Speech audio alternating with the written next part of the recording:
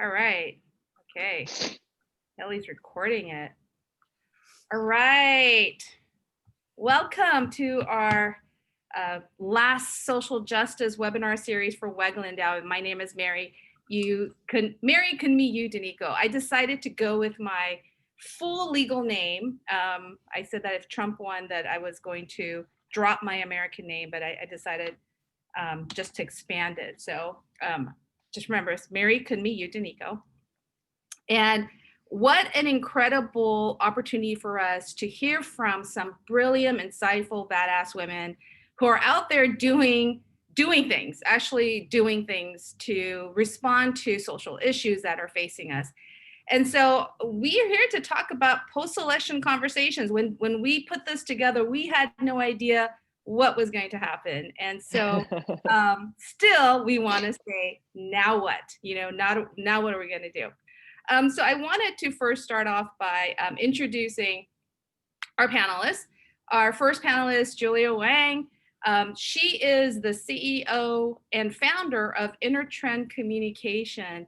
I've got the privilege of knowing Julia. I feel like I've known her forever, but it's been only about 4 years. So it's kind of incredible. And her mantra of late has been, and I think probably in her life, really has been about narrative plenitude, really talking about expanding the way we talk about ourselves as Asian American, as women, of communities of color, that there's more than a monolithic view. And through Intertrend, she has some large, clients, like Toyota, Chase, and a bunch of other big companies. But what's so inspiring about Julia is the way she connects with community. And so through Powwow Long Beach, through Art of Bloom, through Unexpected Connections, Architecture for Dogs, Make Noise campaign, and most recently with the RBG ice cream, that if you show that you voted, you could have gotten a scoop of ice cream in the flavor of RBG's favorite. And all the proceeds, if you purchase ice cream still, will go through Southern California ACLU. And so, Julia, thank you so much for coming and joining us today, and welcome. Thank you. Thank you for having me. Yay. And then, another fierce leader in our community and now politician, Kristina. Hey. Yes. And I've been following Kristina for a long time. And, I think we met probably about 8 years ago in San Francisco when I was a judge for Hyphen magazine. And Kristina was, I think you're emceeing the beauty whole pageant. Yeah. Yeah. It was a male beauty pageant, which is not focused on beauty as much as character. It was hilarious. Yeah. It was so much fun. But I was low-key stalking her before then, when she was doing, she is an artist. She does theater. She does social media series. She currently has a great show through the Center Theater Group. But from her married to Jeremy Lin in my mind. Yeah, and she was Jeremy Lin's fiance through, her work on Wong Flew Over the Cuckoo's Nest, to her cram school, to her yellow fever. And this is another picture that I liked of the Wong Flew Over the Cuckoo's Nest. Yes. Going Green, the Wrong Way. And her most recent, show that she's been doing that I'm going to talk about in a second. And really, I think what really solidified for me her badassness, but also just her commitment to doing something, right? When all of her shows, she thought that she wasn't going to be busy, and she's busier than ever. She started the Anti-Sewing Squad, where they have sewed over 100,000 masks, right? Yeah, we think it's 250,000 between all the aunties and their output that not necessarily filtered us just through our main lens. But yeah, we think we've sewn about 250,000, which is great and very sad, right? That it came down to aunties sewing things to keep people safe because the government was not. Yeah, failed to do so. And it's all through the essential workers. And she's also been doing a lot of stuff for Standing Rock and in indigenous communities, and providing blankets and warm clothing as the winter is approaching. And she has this awesome show right now that's going on for Kristina Wong for public office. And we are trying to sponsor people to go. So keep up to date. We're just trying to figure out the logistics so we can get 20 of you who are watching today to see her. It is a professional show that is through the Center Theater Group. She is a fellow this past year. She was awarded to do some amazing work. And, I know Faye her family has watched it, Dr. Wachs. And so let me know. We're going to try to get this done very soon before it ends. So welcome, Kristina. Yes, happy to be here. Woo-hoo! Happy to be here. If there was an audience, everyone would be clapping for you. And then finally, but not, definitely not last is, my dear friend Sedelta, who I have known now, I don't know Sedelta for, I feel like forever too, maybe 10 years, 12 years or so forth. Something like that, yeah. Yeah, we had the fortune of meeting through the National Conference of Race and Ethnicity. But man, this woman is fierce and she does stuff. In her work, when I first met her, she was working for the Obama administration as a senior advisor for the Department of Agriculture and working out of the Office of Tribal Relations. And she was also at the White House Initiative for, I think, Alaska. I can't remember the American Indian and Alaska Native Education. Yeah, Native Education. I always forget the acronyms. And so, just doing really incredible work, in the forefront as a millennial who is a, incredible leader. And then currently she is a senior policy analyst for the National Education Association, continue to do her work with tribal communities. She also does a lot of academic work as well in the higher academy, NCORE, as I mentioned, but also through Speak Out. She's on the advisory board. She works with some really fierce speakers who are really talking about issues that matter today. And I think one of the things that I so value about Sedelta's friendship is her commitment to making us be much more reflective about Indigenous communities and the need that for us to decolonize our mind. And we're going to talk a little bit more about this as we go on. So with that, I'd love to welcome Sedelta. And then as you know, the two of us who are moderating today is Dr. Faye Wachs. Faye, woo! Faye and I go way back as well, but she's one of my favorite colleagues in the Department of Sociology.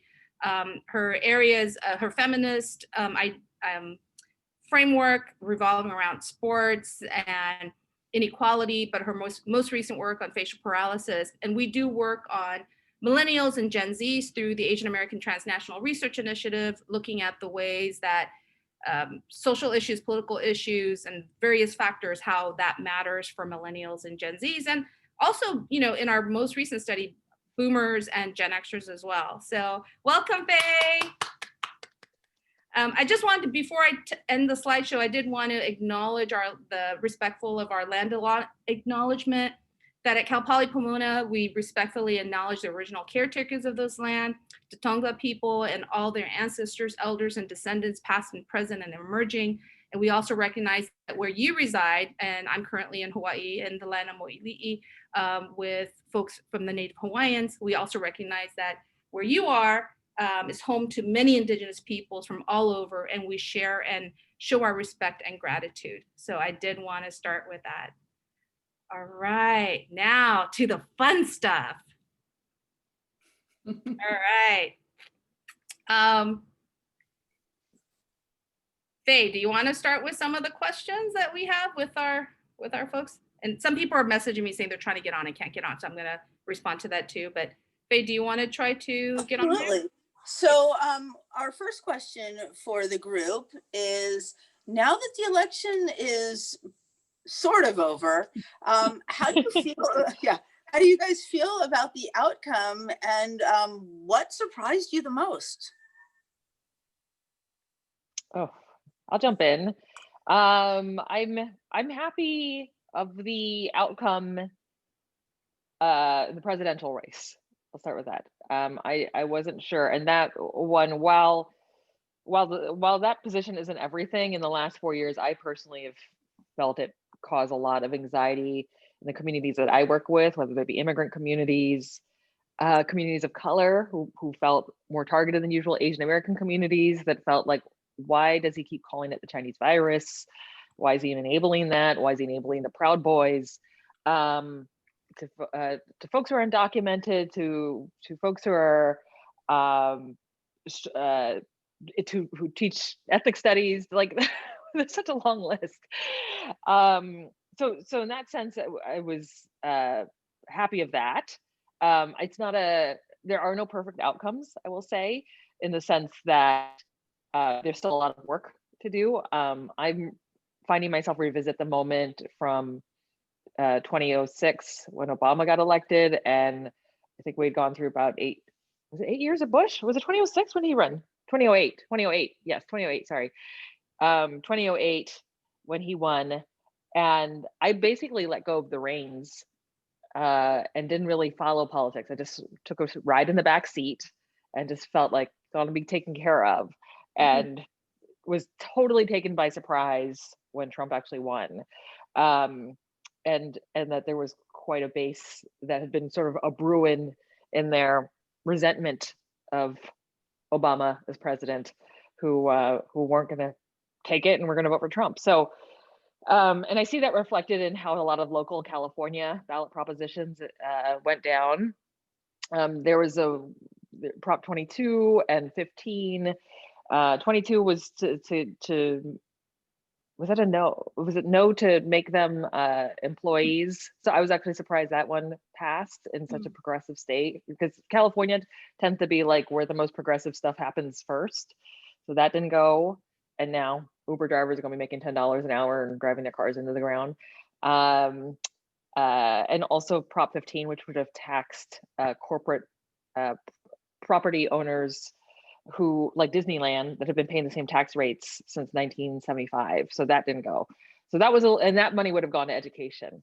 So it's a mixed bag, but for the most part, I feel like at least relieved, but ready to keep moving forward and think about what's next. I mean, I kind of want to ask you, do you all feel like California is really the most progressive state? You know, because I'm looking at the numbers, right? I mean, can we still say that? I mean, so I'm in Oklahoma right now, and I don't know if that's necessarily true, but I think that's the perception of California from people outside of California. One of the senators here, Jim Inhofe, was running, and his opponent, he kept saying, she doesn't belong here. She should be in California with the other liberals. I mean, the commercial actually said something about she belongs in a more liberal place like California. So I don't know if it's necessarily true, but that's definitely a perception outside of California. Mm-hmm. Yeah, that's true. I don't know. What do you think, Julia? You've been working. I think I can share. You've been working with some of the folks at DNC and, you know, being pretty active in that arena too. I mean, are we progressive? I mean, I'd like to believe so. yeah, I I was so disappointed. I mean, I don't know, Kristina, you're so much more tame than I was pretty pissed off actually especially with Prop 16. And oh yeah, that one too didn't go. Yeah, that. Yeah, no, I don't know that we're progressive, but we're regarded to as the kind of go-to. If California's doing it, slowly all the states get pulled in their direction. And but California didn't do this time. California sort of did this. I hope everyone can visually see the dance I'm doing because I have no words. But yeah, California was not moving in this radical socialist way that it's projected. It was quite conservative, a lot of these votes, how they turned out. Yeah.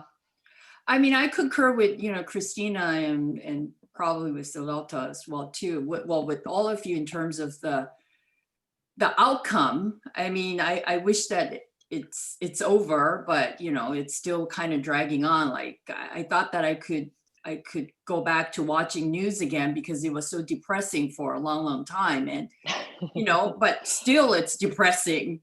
Still watching news is still depressing. I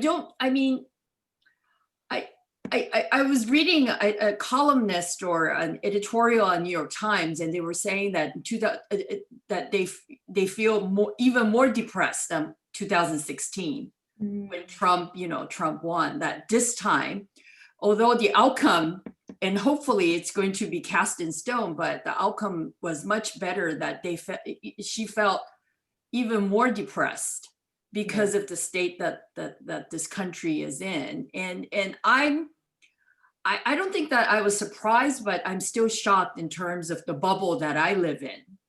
And I don't know, all these people living outside of the bubble, my bubble, what exactly is it that they're seeing? And, you know, the past couple of days, actually, I've been watching Fox News, because I'm trying to kind of understand what their narrative is that is there something that I'm not seeing, that I'm being biased, and I still don't see it. And I still don't see, you know, I just that part, I'm a bit shocked in terms of how I can't understand it. You know, and Mary, you've known me for a while, that I'm pretty balanced in terms of not being too skewed, but I can't comprehend why. What exactly is it? And I know that we're going to be talking about this a little bit, but aside from economics, and, you know, people voted for wallet. I mean, it really is about greed and money. I mean, I don't have any other explanation in terms of why this race is so close. You know, I mean, that's where I am in terms of the outcome and where my mental state is right now. And I'll hop in. For me, I remember going to bed in 2016. I was still at the administration at the time, and the numbers were coming in. They weren't looking great. And I just said, I'm going to go to sleep. And I woke up around 2:30 or 3, and I looked at the results. And about that time, Donald Trump was walking on the stage to do his kind of victory. And I just felt like I woke up into a nightmare that I never woke up from. And last week, I just kind of had this PTSD, like, don't go to sleep, because if you go to sleep, you wake up, it's going to be another nightmare. Like, you can't sleep. Every night it's like, we're getting closer to the numbers. We're going to get more numbers tonight. And, you know, I'm happy with part of the results. I mean, I'm glad that we have a new president-elect. I'm glad that we have a historic vice president-elect. I would have hoped for more seats in the Senate. But I'm also really disappointed that 70 million people voted for Donald Trump. And like, you know, Julie, I'm struggling to understand. Well, I have my own theories of why, and not necessarily tied so much to economy, but that's a lot of people who, you know, feel very strongly about him. And I'm in Oklahoma now, so everywhere I go, it's Donald Trump flags, it's Donald Trump 2020, you know, to the point where I don't even know if I feel safe wearing anything that isn't Donald Trump attire. So I'm having conversations with people out here to try to understand, what is it and why did you feel like this was the best choice for you, especially because the economy here is not great. Unemployment is super high. So what is he doing and saying that makes you feel so compelled, and asking them to kind of question their own rationale and their own reasonings for that. So I'm kind of in this weird feeling, just happy with the president-elect, but just kind of also reassessing and reminding myself that there's a lot of work to do moving forward. We have a lot of work to do. I'm curious to see what your theories are, Sedelta. Like you said, you have some theories. Can you share? I think that a lot of it does come down to kind of this white supremacy and privilege, just kind of like, how do we maintain these positions of power? How do we he's saying things that I think a lot of people agree with. And maybe they're saying these things around dinner tables, and they've been saying this for a long time in private, but he kind of brings these, like, the rhetoric is coded racism. We're going to keep these people out of the suburbs and out of your neighborhoods. Who is he talking about? You know, you have to ask yourself, what does he mean when he says that, and why do you agree with that? Because if you look at the rationale, they're saying it's the economy. Unemployment numbers are through the roof. Our taxes, we're not in a better place, you know, financially with our taxes. The stock market is going up and down, plummeting. And, you know, a lot of the people who are upset, I'm not really sure are really in the stock market game either. So it's just a really kind of interesting kind of rationale. So if you try to say it's economy, I really have to question that, because I don't think it's economy. I think it's these systems of power and privilege that you want to keep in place. And someone like Donald Trump does that for you, and makes you kind of feel like you're in those places of power.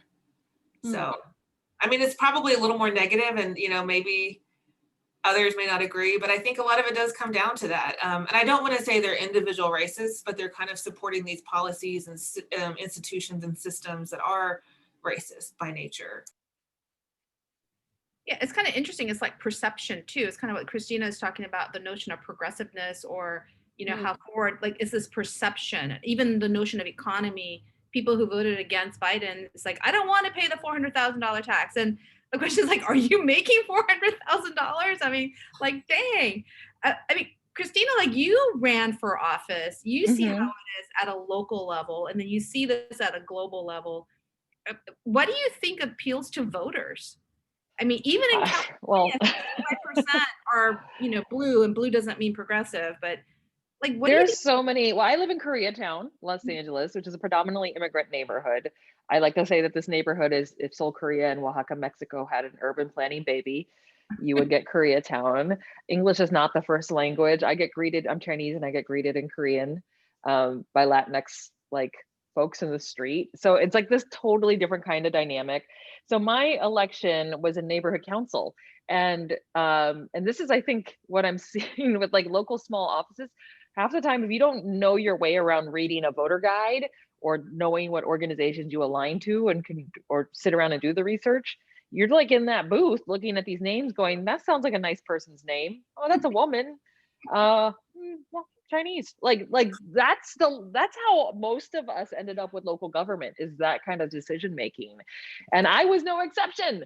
I was standing outside the park on election day for this neighborhood council election that, you know, no one really knows about, basically passing as Korean, greeting people, greeting hominies, and 안녕하세요.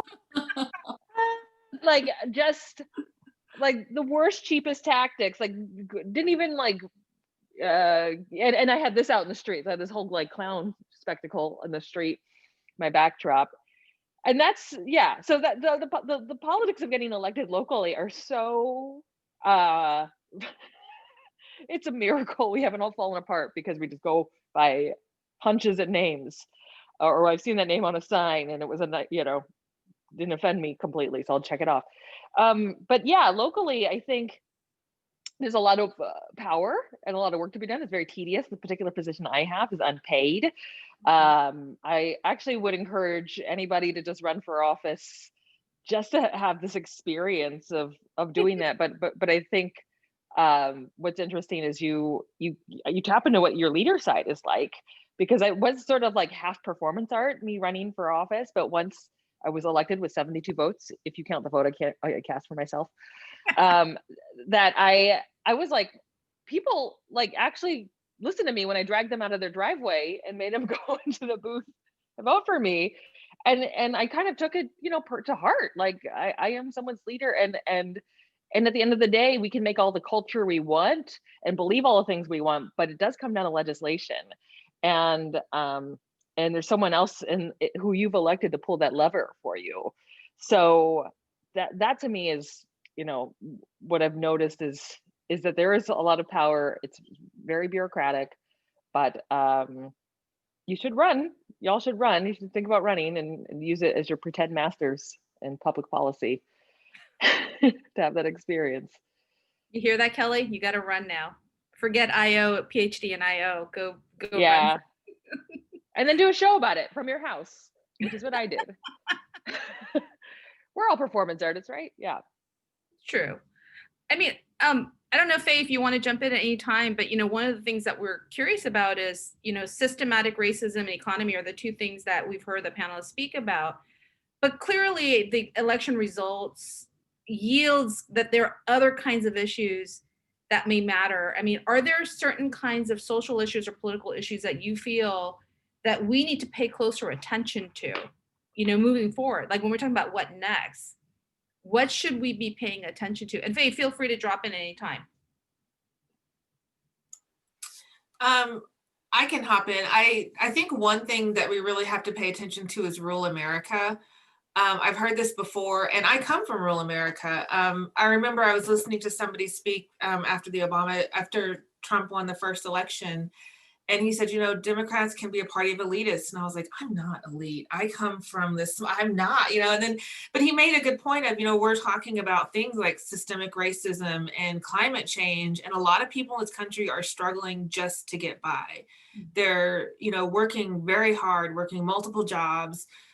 So when we're talking about climate change, you're like, I don't really care about climate change. I'm more worried about how I'm going to put food on the table, how I'm going to get my kids to school.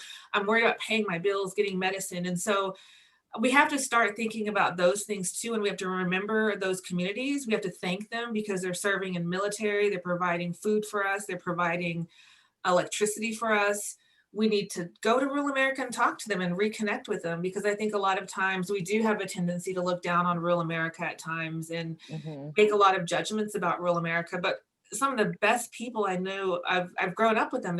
They're the greatest people. They'll give you the shirt off their back, but we're somehow forgetting them and leaving. I think they're feeling left behind. And I can connect with that because I know how it feels to feel like you're being left behind, invisible and ignored. And so I think we have to do more in rural America, and we have to reach out more in those areas. Yeah, that's a really great point, Sedelta. I think also too, I think for those of us in California, and myself right now in Hawaii, but you know, in California, we often forget that we have rural America in California too, right? And that the notion of California being a city landscape is just again, this whole performance or perception issue that that's why if you look at the voting patterns in California, rural America votes very different in California than they do in the city and urban areas. Yeah, I definitely would love to hear also you guys expand on when I've been watching the commentary, law and order has come up as a critical voting issue that didn't get, and I'm like, in my own research, I'm like, wow, that one's back, because that one sort of got coded as a racial issue for a long time and pushed out. And now it's sort of resurged as race has sort of taken on different meaning within the election. I'd love to hear your comment on that. And then also the other thing I've heard, since we're talking about rural America, and I think this maybe is a fair critique, is feeling, you know, made fun of, feeling mocked, feeling teased. And I think that's maybe a fair point. Yeah, for sure. I mean, to add on to what Faye was talking about, law and order, I mean, I'm a first generation immigrant, and I didn't realize how religious this country was, you know. I mean, you know, you're coming from Asia and you just thought that America is this free kind of like, you know, free sex, and you know, kind of like this very, It is. Like, I mean, I just didn't realize how religious this country was, and how, you know, especially in these kind of election time, that it comes to such a forefront of this discussion. And then issues like abortion, it's not a right issue, it's about moral issue in terms of religion, you know, it's basically a religious issue. And I'm always really quite astonished by that. So and I'm curious to hear about the law and order as well too, is that also because, again, as a first generation immigrant, I mean, law and order is like, you just never question it. I mean, police is out there, you know, you just really kind of like, hey, I mean, you just don't question anything about law and order. So the situation that the country is now in, I sometimes I have very mixed feelings, you know, even when I hear issues about defunding police and what have you, is that, I mean, I have my own conflicted point of view in terms of, well, how does this go? I mean, if we defund the police, I mean, if something happens, who do I call? And, you know, what happens and all of that. So I'm interested in hearing everyone's point of view as well, too.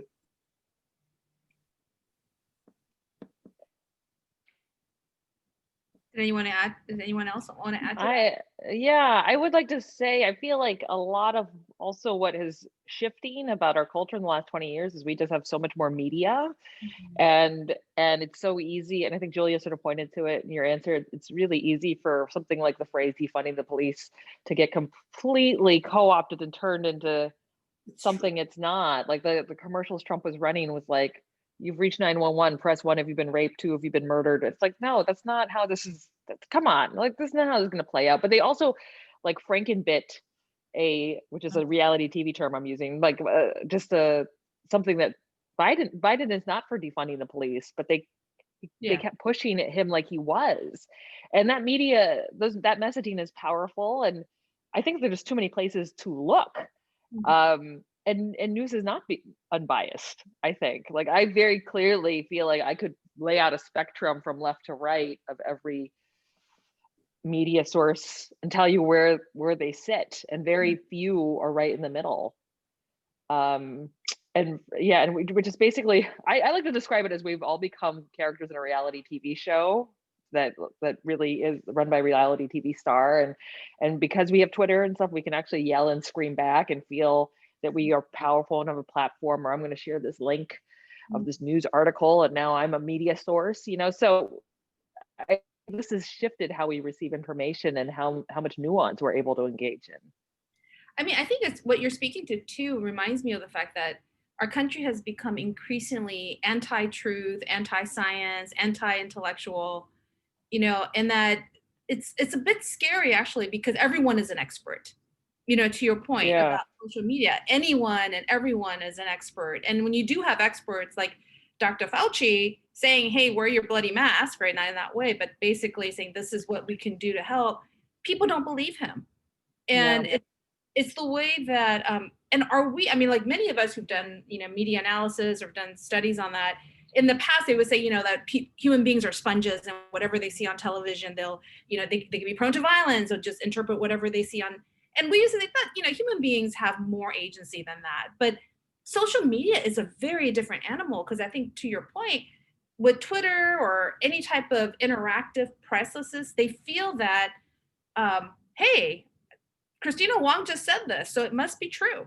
Or, Julia Wang said this, I heard it, so it's true. And we could really make up anything. I feel like I'm in the Matrix or in the Twilight Zone. I don't feel like I don't feel like this is a reality. It's just bizarro. Yeah, I was named by Black Enterprise, everybody, as one of the top 10 Trump trolls. And at the top of it, because that's before I decided to run, I was just like rolling around on the couch crying, like signing petitions with my thumbs, and then tweeting back at him, and was building like this huge following, and was meeting all these other people who were building huge followings doing the same thing. But the reality is, you just pull back, it's like, I'm not a powerful person, I'm a helpless person on my couch. But at that, like, what was interesting is the culture of media never had to fight for clicks. They had a very clear way they used to get money. And now you have to like scroll, like they make news out of things that aren't news. Like, they collect the 10 snappiest comebacks to Trump's this and that. And I would make those lists constantly. And I was like, wow, look, I'm on ABC, I'm on NBC, I'm on like all these major sites, but it's not really news. It's like these cheapo compilation articles that like you have to scroll through all these weight loss ads and stuff to see. And this is a very different kind of media, landscape that we're in, where it's like, while I think this is really amusing and it's fun for me to get this media, it's still not necessarily news. It is capturing a reaction that folks have had. But beyond that, it's like a lot harder to sift deeper, because I'm just here just cracking jokes at him. I'm not, interviewing people, getting facts, anything like that. Sedelta, did you want to say something to it? Oh, I was just gonna say, I agree. And I think that initially, one of the people that I kind of blamed the most for, Trump's rise was the media and Twitter, because every time he sent out a tweet, it became news. And I was like, that's not news.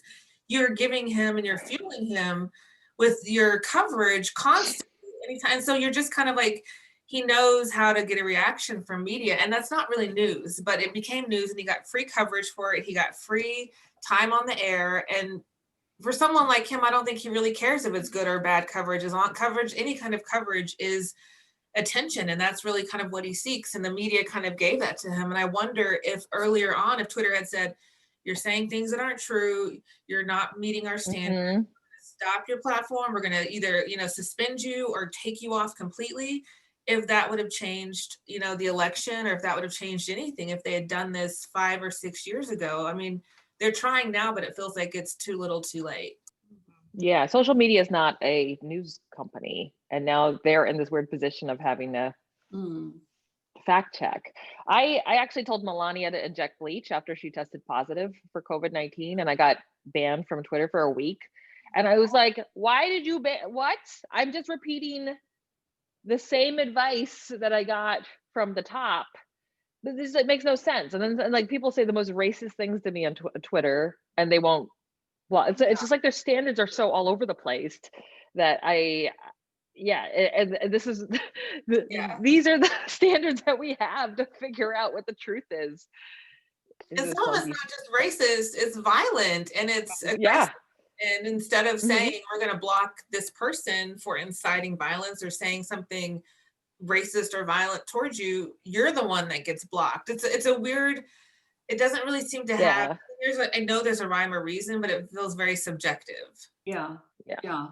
I mean, I use Katy Perry's song on my dog's video and I get blocked like 30 seconds and my YouTube is gone, so that they can do it.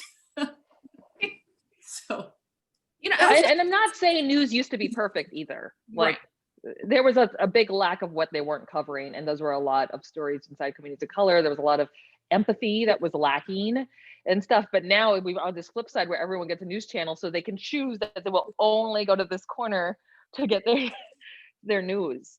And I heard people are leaving Fox now. I know Julia was saying she was watching Fox just to see what the other side was left. But even the Fox supporters during the rally after Trump lost was saying Fox sucks, right? Fox sucks. Because Fox was the first to call, one of the first to call Arizona. Right? And so I think like they've had a lot of defectors, but it's the Freedom of Information Act I often blame a lot of this stuff on the best president ever, Reagan, right? When you think about what Reagan did in terms of ending the Freedom of Information Act, as well as, the war on drugs, and a lot of the mess that we built is not Trump. I mean, if you think about the Trumpism or the things that were experienced, like systematic racism and the economic inequality and the rural versus urban, all of these types of perceptual issues, it's really not like, I wouldn't give Trump that much credit. We have been building up to this since Reagan. We built him. Yeah. We built him. Yeah. We feed him through Twitter. Like, here, eat some more. Yeah, I feed him. Yeah.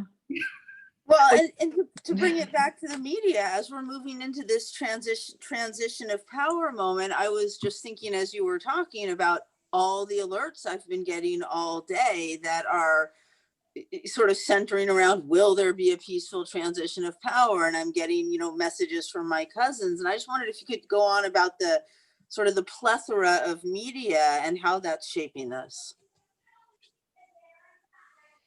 And I think Julia does a lot of work. I mean, or your folks do work at Intertrend on data analytics and looking. I mean, imagine that kind of work being transferred over to understanding media. Yeah. But what we found, I mean, it's exhausting. It's exhausting to be in advertising now because, before, when I just got into the business from a media business or advertising business, is that you either do 30-second or 60-second, you place a full page ad on, better to place it on Friday and Saturday because people don't read newspaper, that kind of a thing. It was so much easier. Now, I think that when you were talking about, Mary, you were talking about people leaving Fox, is that it doesn't matter. And it in some ways, what Kristina is saying is that there's so much option. There's so much option for people to receive information, whether it's good information or bad information. And when someone decides that this is the source of where I'm going to be receiving this information, you almost can't crack that mindset, is that, I am never, I mean, at least I say, well, let me just watch Fox News because I'd like to see what other people are thinking about. But the way that people are just really locking themselves into just one kind of source that they want to listen to is really scary. So I'm thinking that as a sociologist, it must be very interesting, is that there's so much more option for people to get information, but people are getting narrower and narrower in terms of where they want that information to, where they want to get that information. And it's becoming, in my mind, it's becoming even more difficult to change people's minds. And I don't know how, if you guys all think that way, but it's quite astonishing how stubborn people have become, and the flexibility has, it's as though no one has flexibility. And if you think about it, I don't have flexibility either. There are some interesting things that I had seen though, like Teen Vogue over the last few years. When when you think Teen Vogue is, it's like lipstick and whatever, and it still has those articles, but they were doing some very progressive, like deep insight on race articles. And I also saw how things like a movement that started from the street and the internet, like Black Lives Matter, got traction on smaller blogs and sites until like it becomes a topic of discussion at the presidential debate. So there's also that sort of effect that wouldn't have been possible 20 years ago. I think it would have just, something like that might have just stayed a fringe movement maybe, and would not have been, but at the same time, because there's so many media outlets, it's very quick for some of them to quickly turn on BLM and call it I don't know what everything nasty they've called it, and co-opt it and turn it into something that is not actually is. So there are, while it is completely overwhelming, there are interesting things like that. Like even Cosmopolitan was running a few articles looking at race, I think in a, in a more than like 6 ways to make him wild. Like there were like, interesting articles that I was like, wow, this would have only run in like an Asian American studies literary news thingy, like 30 years ago, and now we're actually seeing it like accessible. Whether or not people are clicking on it, I don't know. But this sort of, it has made stuff public. So I don't want to totally deride like how what a terrible mess it is, though.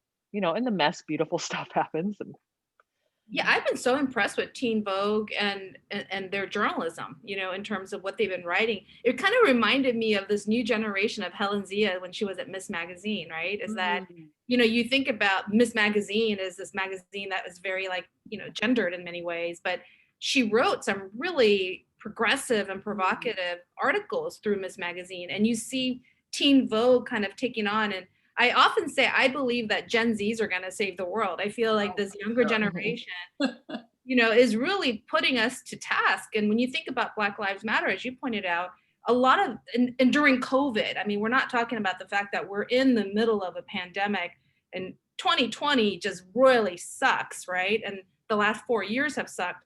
But these young people have organized. I'm like, my goodness, like, how did they get their stuff together and organized during this stressful period? I do feel like, quoting Avatar, I believe the Gen Zs are avatars, they're going to save the world.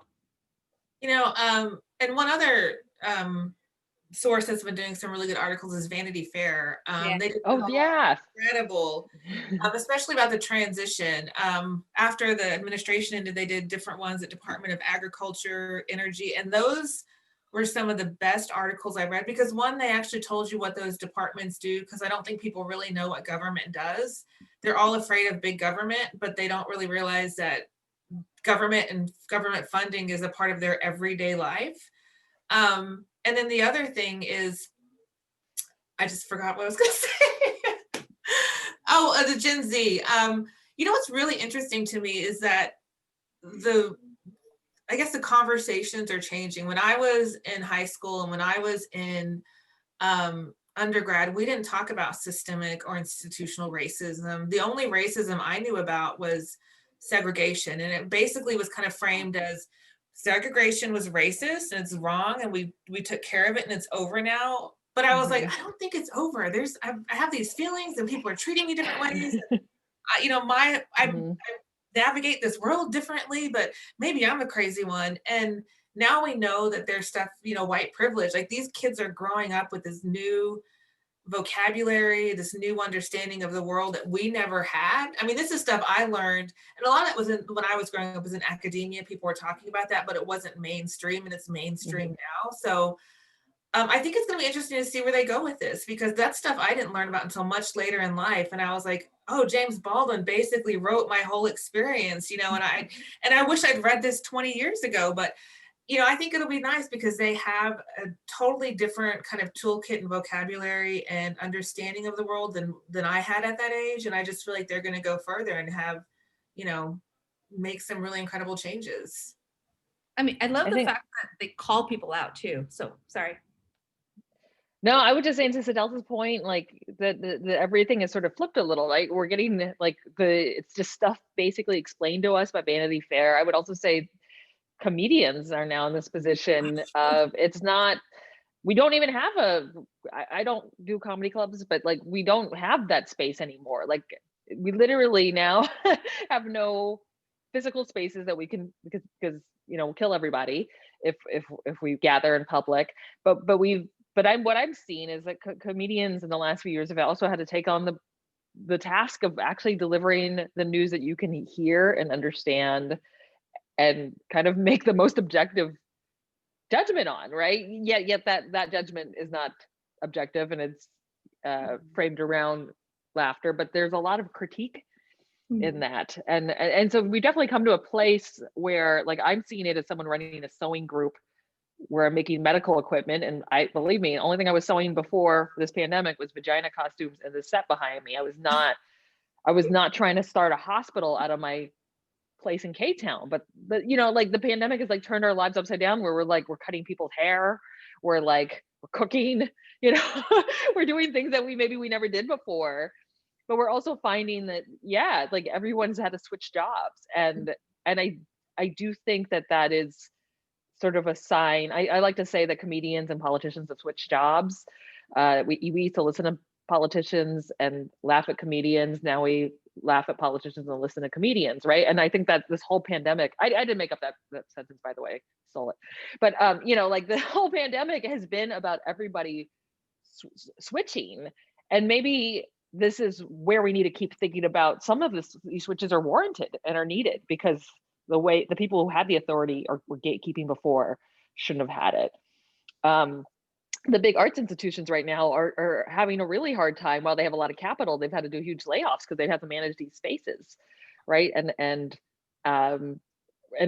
who's actually able to kind of navigate this mess are the smaller solo folks like myself who always were sort of had that indie filmmaker mentality and just sort of do the all-in-ones and just take it on because we don't have to deal with the burden of an institution. So I don't know. I think that somewhere in this there are probably examples too of folks who got out the vote with these similar tactics, right? Like they could compare Lincoln Project, which was Republicans who were trying to do messaging for those Republicans on the fence to not vote for Trump. But then you look at Stacey Abrams' project, New Georgia Project, which had a fraction of that fundraising that actually just straight up knocked on doors and got 100,000 folks in Georgia who never voted before to vote, right? So there's something to be said about the small guerrilla tactic that can just cut through it in a big mess like this.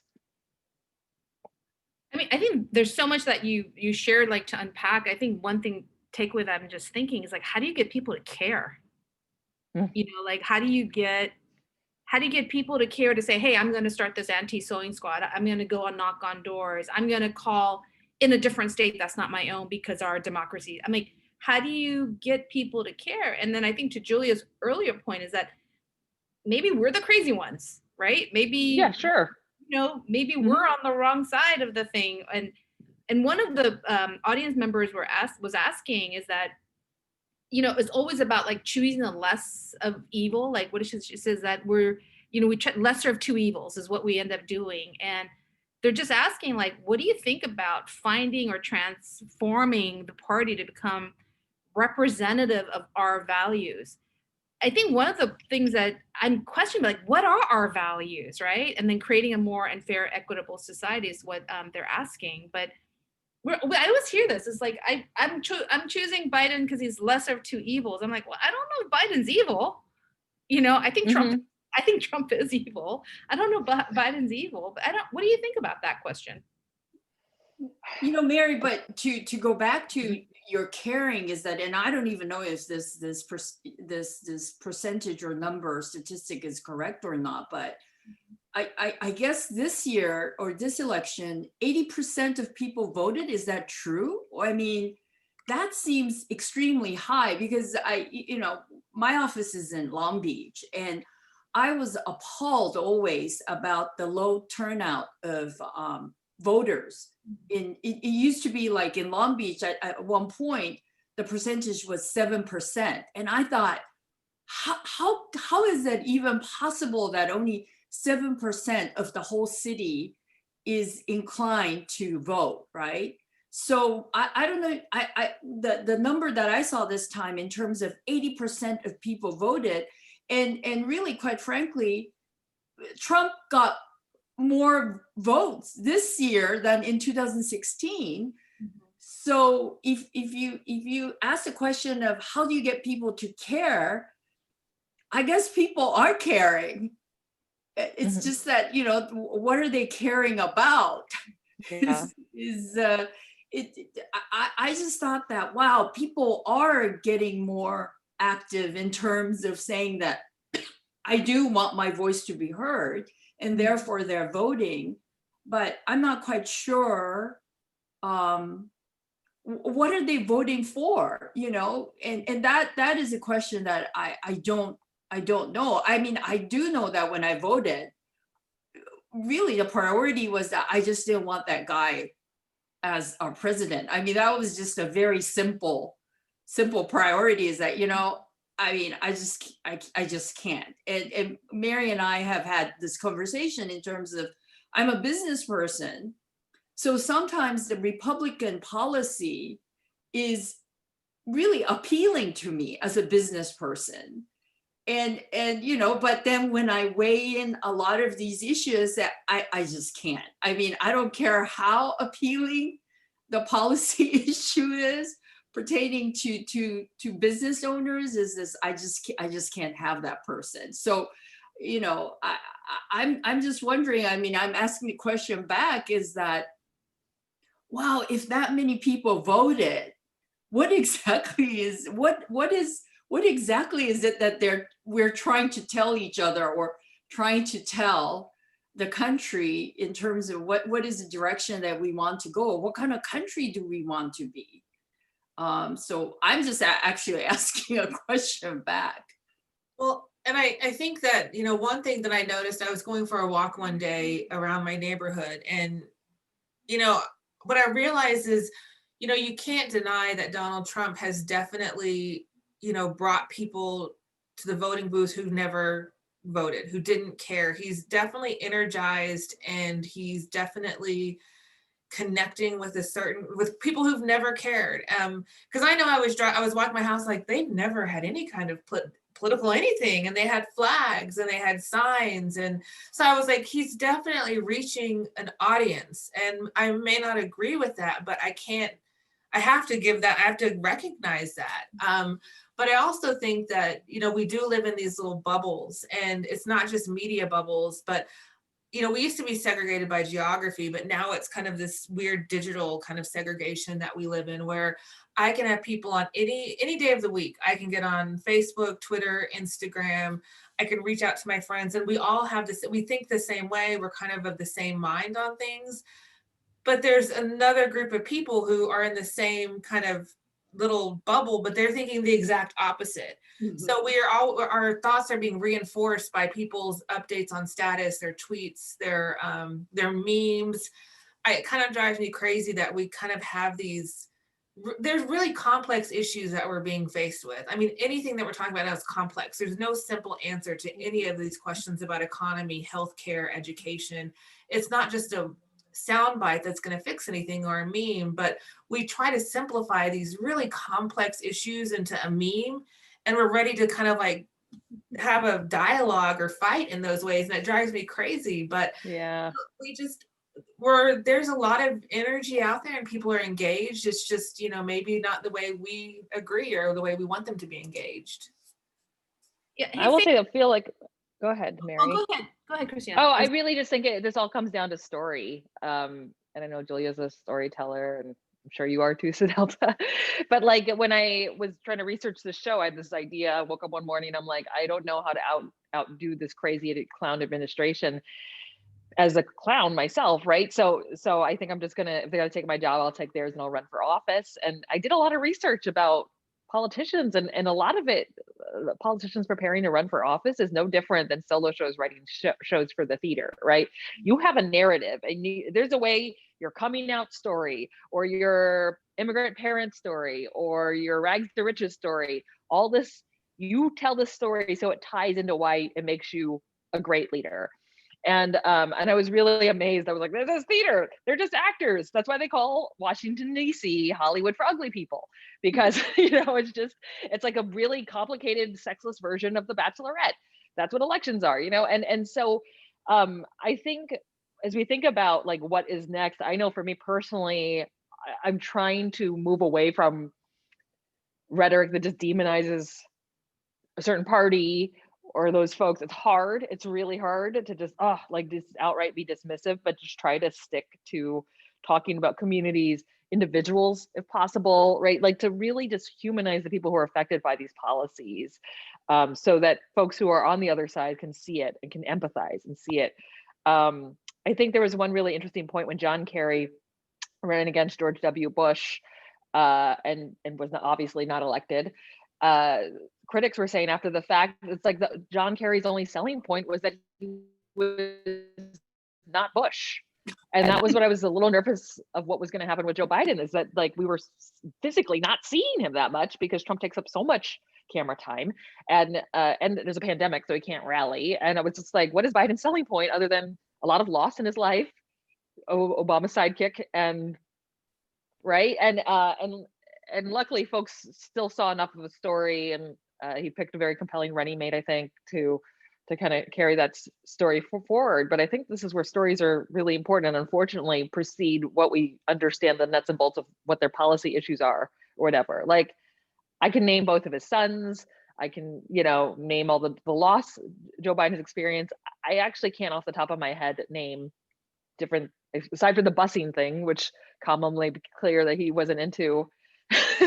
I'm not quite clear like what he voted and didn't vote for. Like it's mostly his personal story that I remember, and I think that's a lot of voters, is that we have a general sense, good, bad, but we remember these personal details. So I think it's about trying to figure out how to use those storytelling ideas to tell stories that help us think about policy or engage us in why we want to get out to vote. And unfortunately, we joke about this even in advertising world, is that Trump has better slogan than Yeah. Biden. I mean, what's bring back better? I mean, I couldn't even remember what it was. Make America Great Again sounds so much better from a slogan standpoint, right? Like, yeah. What's bring back better? I mean, from a soundbite standpoint, I mean, just purely without any, is that the fact that he was able to politicize masks, wearing of masks, it's like, again, as an Asian, a first generation immigrant Asian, is like, what is the big deal about wearing a mask? Yeah. Why is it such a political thing? I mean, it's just asking you to wear a mask. I mean, but he was able to do that. I mean, if you think about it from a storytelling and framing something to use it for his benefit, he's really a master, at least now, than what I'm seeing Joe Biden able to do. Yeah, I mean, I would also say that there was a time when you were the villain and you shamed yourself and you would just have to disappear for the rest of your life. But we live in a culture now where the villain is its own character, whether it's a recurring character literally in reality TV, aka Omarosa or whatever. And for him, it's like all press, bad press, he will just amplify it and carry it, right? And that's a different kind of storytelling moment we live in, where you've got, and I can trace for you, if you give me the time, how we went from like having Octomom and Tila Tequila and Flavor of Love, and how like this whole media genre of like hated people that you can't stop watching, or led us to this moment where we can't stop watching him. He is quite the entertainer, as much as, you know, we just didn't need him to actually be making policy decisions. So I think this is where things get blurry and confusing, is we're not clear where is entertainment start and information, like engaging information and entertainment, like, do they become the same thing? Because it's now become the same thing. And he's a showman. I mean, you kind of said he's a showman. He's a reality star. He knows how to put on a show. He knows how to get an audience. He knows how to engage an audience. You know, when he does his presentations, when he does his rallies, there's flags everywhere. I mean, he knows how to put on a show. And, you know, and I think that's kind of what's interesting is, do you want to see the show or do you want to know the policy? Because if you listen to his, you know, he came to Tulsa, Oklahoma. It was his first indoor rally that he did since the pandemic. And I was like, I'm going to listen to a little bit of this. I listened for 30 minutes. I was like, he's not saying anything. I mean, it's just like him talking and riffing. Just a whole line of thought, almost like a show, a one-man show. There was no, this is what I'm going to do for education. This is what we're going to do with the coronavirus. And he's never done that. But he's, again, people like the show, I guess, and they enjoy seeing that show sometimes. And even for me, sometimes I want to turn away, but I'm like, this is strangely entertaining, and it's like a train wreck. I need to turn away, but I can't. It's just a really weird time.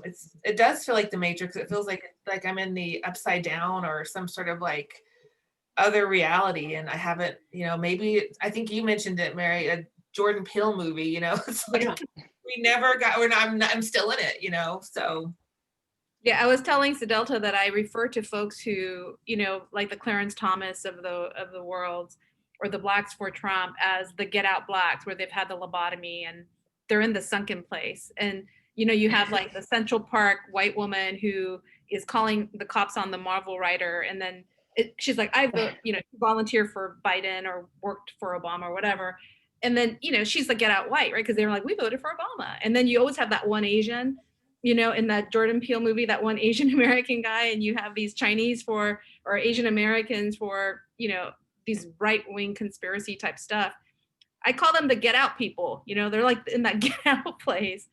But, you know, I think maybe that's one of the problems too, is maybe I need to kind of check myself in terms of how I view other folks too, because I was going to ask Faye to share the story that she had with her neighbor, because we have to get to a point of trying to, especially for someone like Kristina and Julia, who are in your own public sectors, right? And then Sedelta working for NEA, you know, as faculty members, we could be kind of opinionated and we can say whatever, but for all of you who are kind of in the public sector, you have your own opinions, but at the same time, we want to try to mend fences or build bridges or try to find some commonality. And it's just hard, you know. I mean, I have a hard time with it myself.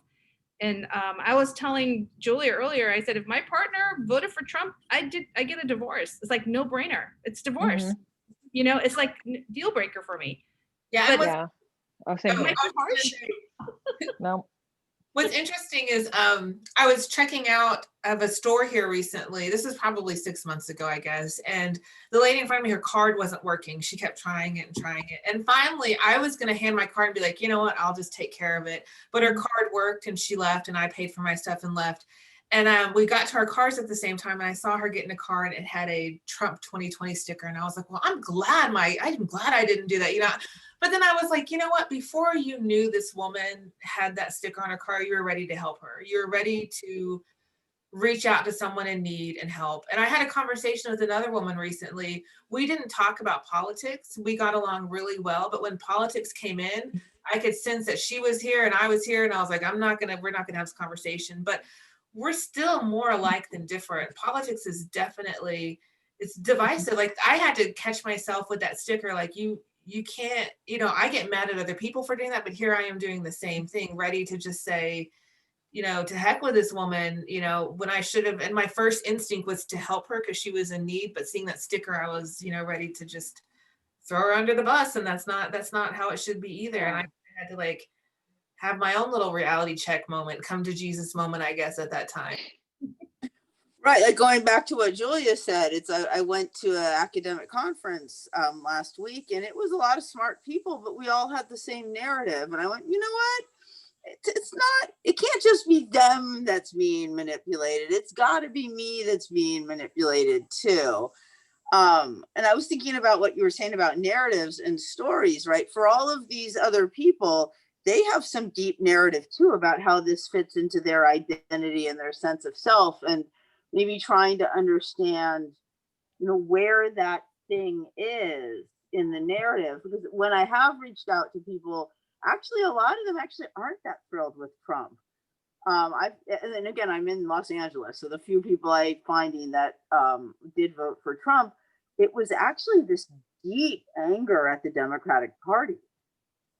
And they were like, yeah, no, I don't like Trump. I don't like the way he talks about women. I don't like the way he talks about people of color. But there was this deep sense of betrayal of the white working class by the Democratic Party, combined with, and now they're laughing at us.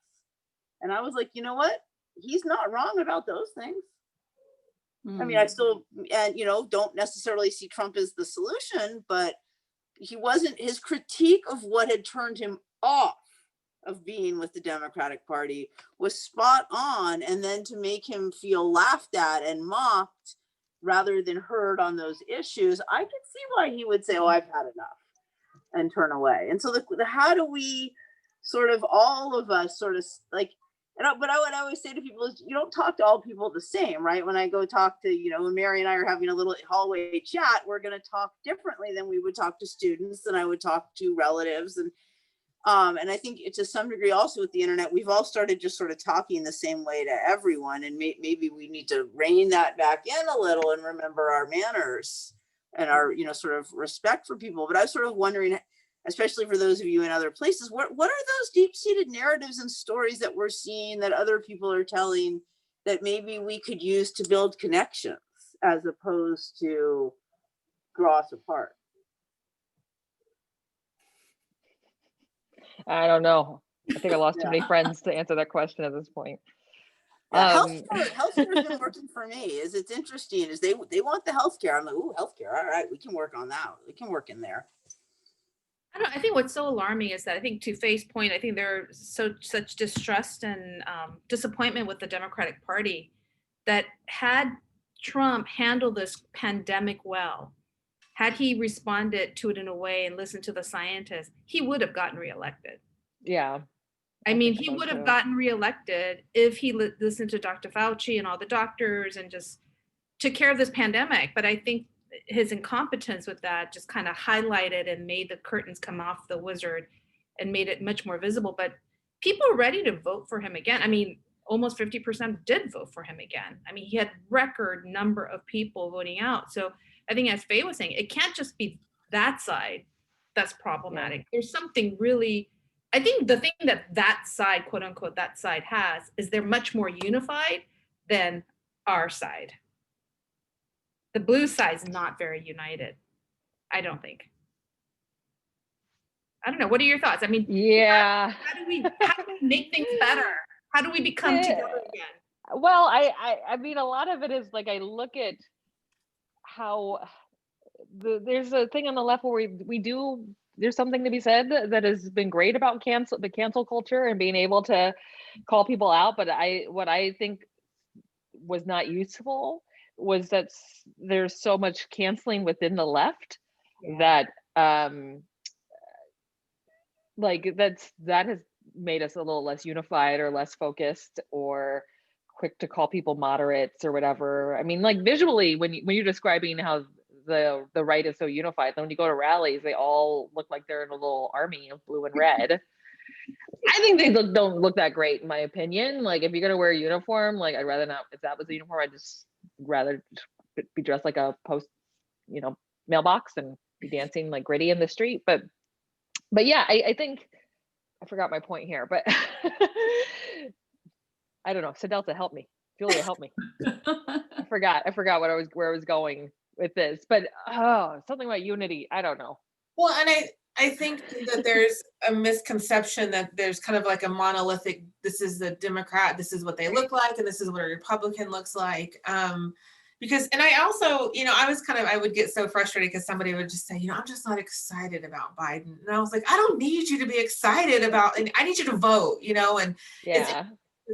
I think people were very much voting at times with their emotions. And I can't fault them for that. I mean, as long as you get out to vote, but, I don't know what, I do think that there's room for both parties to kind of spend more time listening. There's times that I've also kind of been concerned because I'm like, there's really, there's a lot of, not a lot of difference between the two parties, policy wise and other ways, but fundraising is the same way. They have similar tactics. I mean, there's a lot of things that are very similar about both parties. And I'm not opposed to having like a solid additional, party for people. And I think maybe the younger generations will research, maybe not research it, but maybe move into that space of like, neither one of these parties represents us well, and we want another option. But, I'm also losing my point, Kristina. So Julia, help me out. What was really interesting is, again, I think that I heard someone say that when John McCain was a candidate, people supporting John McCain wasn't called a racist. Right. That it was just, that they were supporting a Republican or Republican policy. But now if you say that you support Trump as a candidate, you are definitely labeled as a racist, right? So I'm thinking that in terms of the communication between the two political parties is that, why is now Republicans labeled as a racist, definitely a racist party, and Democrat on the other side is almost like a socialist or something like that. That's gonna, like tax people to death. I mean, why can't there be? But then people tell me that if you're a Democrat and if you're a moderate, you become unelectable because you're not taking a stance. Yeah. So, I don't know, but in terms of the unity is that it's almost like Asian Americans, our advertising agency focus on talking to the Asian Americans, and then there is, if you think about it, there is no Asian American. There are Korean Americans, Chinese Americans, Taiwanese Americans, Vietnamese Americans. There is no Asian Americans. So, and quite frankly, if you look into it, the segments sometimes we don't get along. Kristina, the fact that you're now elected official as a Chinese American and in Koreatown is quite amazing, right? Yeah. Who would impeach this face? Who would impeach this face, baby? Come on. So I almost feel like Democratic Party. I mean, I'm already hearing so much criticism against the president-elect, and I'm reading that these write-ups, and I say, oh my God, give the guy a break. He's not even in White House already, and you're already criticizing him. But then you look at the Republicans, and it's like, they're still not conceding. There's only like 3 political, politicians, and I mean, high-ranking politicians in the Republican Party that congratulated Biden, and top down, they're all saying that, oh, no, we're still winning this. And it's like, wow, are you delusional? But delusional in unity. Yes, the answer is yes. Yes, they're definitely delusional in in unifying delusion, but they are united. I guess I'm concerned about, our future. I mean, this election's over, right? I think, we hope. And in January, we're going to have our, re-election in Georgia. And I think we've kind of aired out all the problems that we have in our current landscape. But what I'm concerned about is that, where do we go from here? Like, how do we move forward to ensure that we don't go into this, dictatorial, autocratic, fascist state that in my opinion, that we've been heading toward. And how do we bring back democracy, even though it is not a perfect democracy, right? There's a lot of problems, right? Like Democrats are far from perfect. They have lots of problems, foreign policies, things that I don't agree with. But at least there is some decorum. There is some, I think that's the thing that Biden ran on, is a notion of decency. And I think not all Trump supporters are crude. Not all Trump supporters are racist. Not all Trump supporters are, X, Y, and Z. I mean, I have family members that voted for Trump, as some of you know. That was very difficult. Yeah, very, very difficult, right? And so I have to wrap around, like, what's the appeal? And he is very appealing to half of this country, right? I mean, there's something about him. And I think to Sedelta's point earlier about rural America, working poor America, folks who feel like they don't have a say, whatever the group is, we're not speaking to them. And Kristina's point about messaging and storytelling, it's so important. It's like, how do we communicate? Democrats suck at messaging. Bring back better. I mean, Julie and I were laughing about it, right? I mean, it's just like horrible messaging. But even beyond that, we have to speak at a level where people get it or feel it, because I think, Kristina, people do vote at an emotional level, right? And if you I think what Trump is like, the appeal to him is sort of like the same reason you would hire a psychic, because you just think the psychic has the answer, right? And even though the psychic is living like in a basement apartment in Harlem, like on the other side of the curtain that they're doing predictions on, you just like, you're like, okay, I believe, because he has that delusional, like, I could do it, I'm bulletproof, I got COVID, I'm still, here's my mask, like, it's so brazen, right? And I think that's the appeal is, you're presented with all these facts, but don't you want to be with the guy who's having more fun than the person who's dealing with reality? I guess, like, that to me is the story there, is that you'd rather be with the party guy than settle down with a practical, boring. I mean, he definitely, I mean, he's not my kind of charisma, but he is charismatic to a lot of people. He gets people moving, like he really gets people to dance and be unapologetic about it. Yeah. As an educator, I think I always go back to education as kind of a way to kind of bridge some of these gaps, and messaging I think is really important. Starting with Reagan, they kind of had this narrative of government being waste, fraud, and abuse, and we hear that over and over and over again. And I mentioned it earlier, but I don't think the American public really knows what government is and what it does. I don't think they understand, because I know I didn't, and I'm not saying this to, make anyone feel any kind of way, but before I went to DC, my undergrad degree was in public affairs and administration, which is a political science degree. So that's what I did undergrad. So when I got to DC, I thought I had an idea of politics and government, and I got there and I was like, I know nothing. That prepared me for absolutely zero reality of government. I know theory, I don't know reality. And it was a quick learning curve, even like for the example of education, I had people coming to my office at the initiative saying, we need more money for schools. Our schools are falling apart and we need culturally relevant curriculum. And we would say, yes, we agree. You need culturally relevant curriculum, but we at the federal government are banned from doing anything in curriculum. That's a state local function. Same thing with, school infrastructure. The money that you get from the Department of Ed is 10% of your funding for schools, and it's all supplemental funding. So that funding isn't designed to build a school or to do any of those kind of capital projects. That's a state function. Also, the local like curriculum districts, like there's a lot of decisions being made locally, and we just don't know those things. We don't realize that our tax dollars go to the federal government and are funneled back to the state, and they make a lot of decisions about our everyday lives. The food we eat has been inspected or has some sort of parameters around how it's healthy and how it's safe for you to eat. That's USDA, FDA. Our government is a part of our everyday life, and I think people feel like their taxes are being wasted, and they're really not. I think they'd be surprised at how much they're getting out of their tax dollar, but the Democrats have never had a counter message to waste, fraud, and abuse. And we've never had a plan to say, how do we teach people what government really is, and it's not a bad thing, and that the idea of big government isn't scary and awful, that there's a lot of good that can come from that.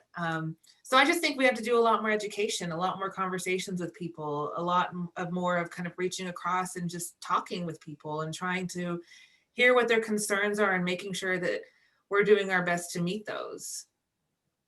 Sedelta for Senate. Yeah. Awesome. Tribal council. I mean, that's awesome, because I think you're so right. I think if we were to unpack and deconstruct what government actually does, people don't really think about it. They think about this election, they think about the politics and the horrible like bickering, but they don't think about the actual work that people do. I mean, really, really great point. One person on here was saying that it's just more of a comment that she wanted to make, that her dad voted for the very first time. He's a Hong Kong immigrant.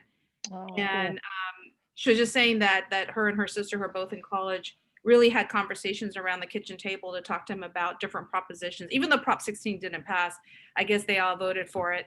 And, you know, just getting them to really care about stuff. But I think I think all of us are talking about, like, you know, care, they care too. Julie's like, that side cares, you know, everyone cares. Someone in public office, Kristina, what should we care about?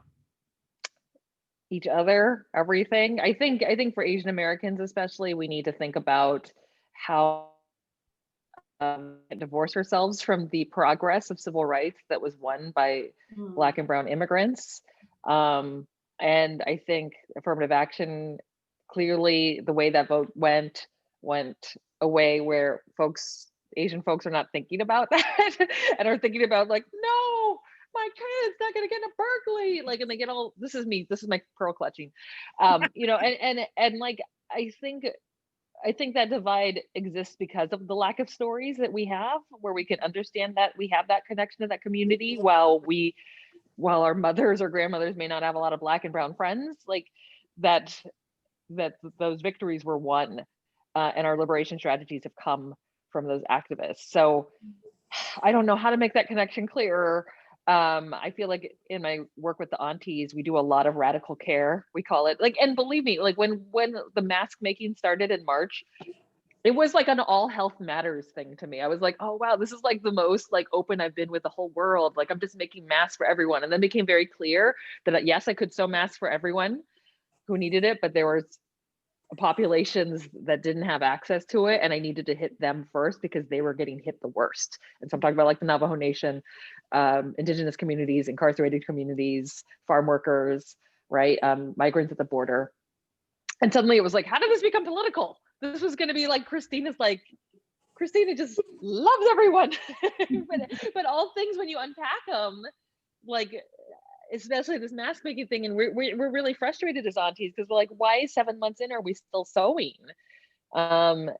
It's systemic racism. It's structural violence. It's like all these communities that have been left behind because of policies that left them behind, that left them poor, that left them without health care. We basically got 6,000 pounds.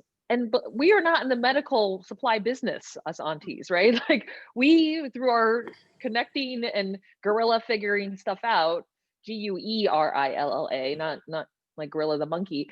We got 6,000 pounds of medical equipment at Standing Rock. This is crazy. Like this is not what I do, but I'm doing it, right? So I don't know. I feel like we have to understand that you know, look at history and see where other communities have supported us, and this project has been like this really amazing way for us to show allyship in ways that doesn't feel as scary, I guess, as going out to protest in a pandemic on the street, you know, with cops and batons, but like putting our bodies on the line in a different way by sewing and going to the post office and mailing masks to these communities and giving them this care in the only way that we can show it.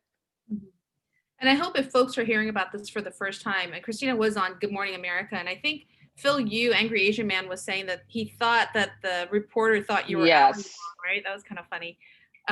But if you're watching and hearing about this for the first time, it's not too late to donate. I mean, you know, that's not the intent of this session, but you know, I think any opportunity that you can give, you have something to give. please do. I think it's really important. And they make, I'd go and get the mask that one of the aunties sent me, but it's too far away. Who sent you a mask? Who made you a mask? Which was that? Valerie? Yeah, Valerie did. Yeah. Okay. One. Yeah. I'm like, you have a job. Why are we making you a mask? Because I love the Okay, it was an academic to academic. I gave money to the anti-sewing squads, and they were nice, and they made me one because I like the spam on it. They're so cool. And there's a lot of people that I know who are part of the anti-squad. I wish I knew. We have a lot of academics actually. A lot of and they're students. They're students who are sewing too. So it's really it's like this weird like ancestral destiny where it's like, we know that your grandparents and parents came to this country doing garment work with the hopes that you would go to college and never have to do this work again. But guess what? We're going to do it again for free to help these communities because the government failed to prepare. Woo! The overlord, Kristina Wong, the overlord of the sweatshop. But I do, I mean, I think we have to kind of laugh about it. So I agree. I think comedians are awesome during this time, but I do get pissed off quite a bit, and I have to stop being angry, and I have to really try to think about what can we do. And that's the question that I keep coming back to, and that Faye and I have been talking about with our own research, that you know, a lot of the findings actually that Kelly's part of the research too is not that surprising, you know, based on what we've done with the millennials and Gen Z group too, you know.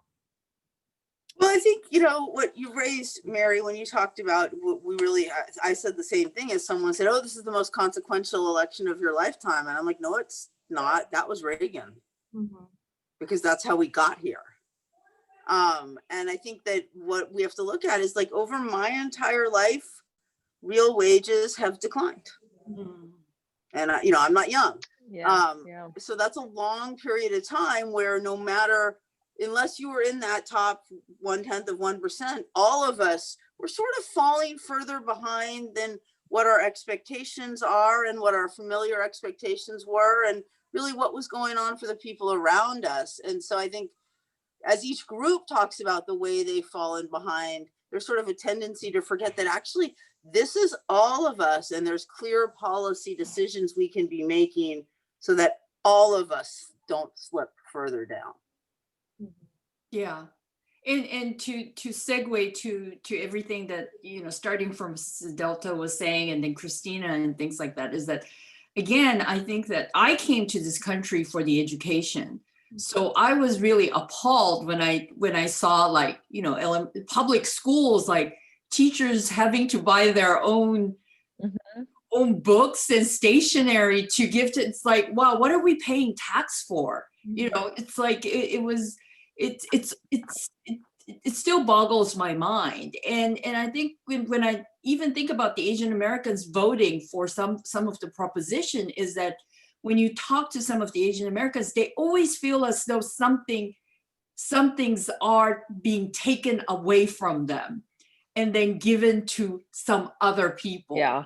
And they're like fiercely saying that, no, I am not going to give up on these things that I am entitled to. Not really thinking about, well, other people are entitled too, you know, is that it's not only you, but it seems as though this country is about protecting your own turf and not giving stuff away to other people.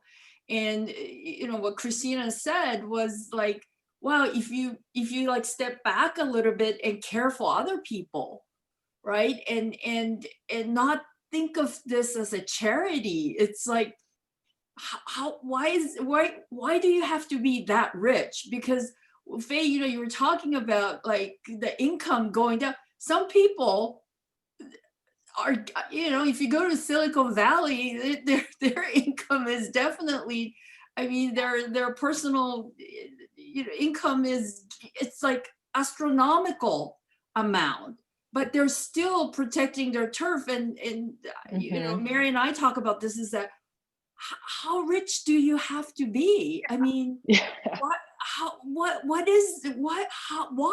do you have to be this rich that, you know, you I mean, that part, I mean, maybe as a human being, I don't understand. And, you know, it's not because I'm a nicer person is that I just simply do not understand is that why can't everyone just step back and say, hey, there's enough.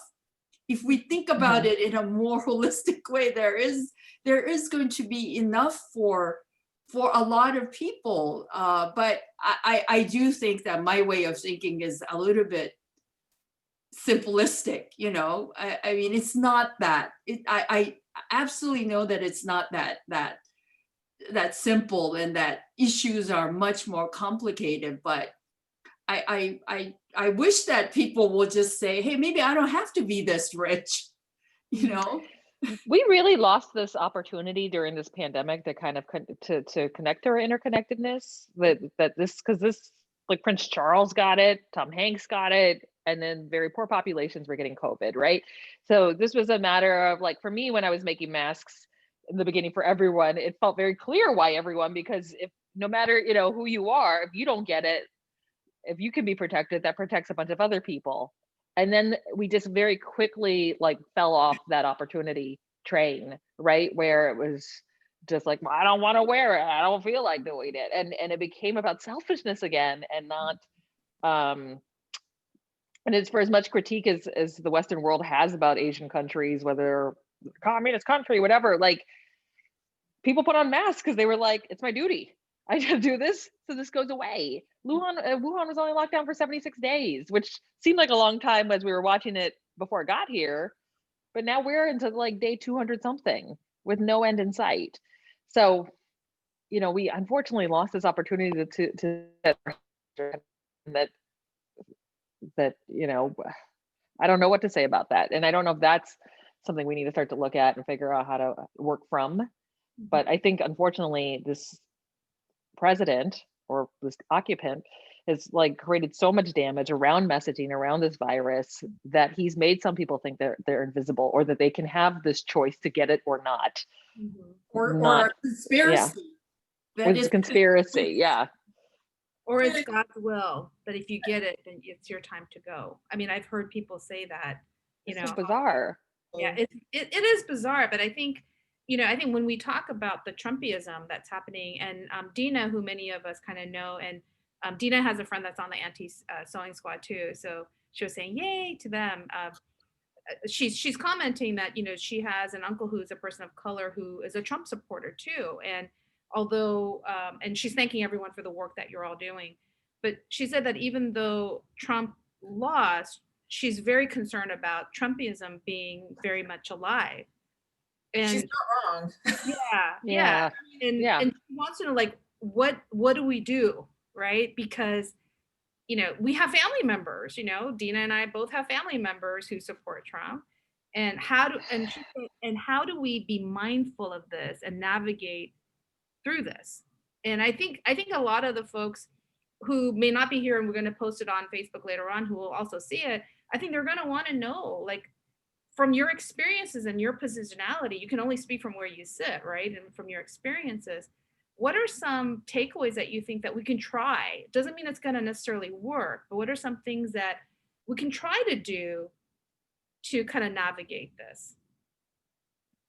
I don't want to be friends with Trump supporters, though. I don't either. That's why I'm like hoping Julia or Sedelta. Yeah, I'm gonna have to let Julia. Julia sometimes doesn't have a choice. Well, she's not friends, but I mean, we work with Trump supporters, though. Yeah, I bet you do. Yeah. I mean, we have no choice, right? We do work with them. Yeah. I mean, it's very interesting, and you know, because thinking that this is relatively speaking a safe place is that, like, and I was talking to Mary about this, was that, you know, if you had to, there are some foreign policy that the Trump administration was not that entirely insane, Right. you know, in terms of talking about how to position yourselves and what have you. I mean, you know, Mary's talking about because I'm Taiwanese American. So a lot of because of the fact that Trump administration has historically, this is the first administration that has been the most friendly towards Taiwan. So a lot of my relatives and friends are saying that I can't believe, you know, you don't want Trump to win, because if Biden wins, you know, the country's gonna, you know, this and that. And I said, I really don't think that Trump is, you know, Taiwan, issue of Taiwan is on the top of his foreign policy or any priority in terms of helping Taiwan become independent or not, you know.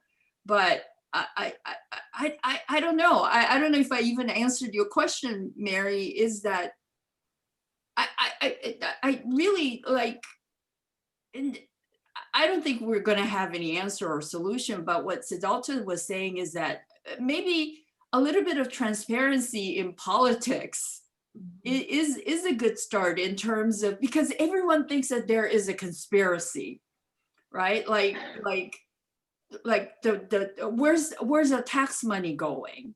And you know, what's happened? I mean, all of this, and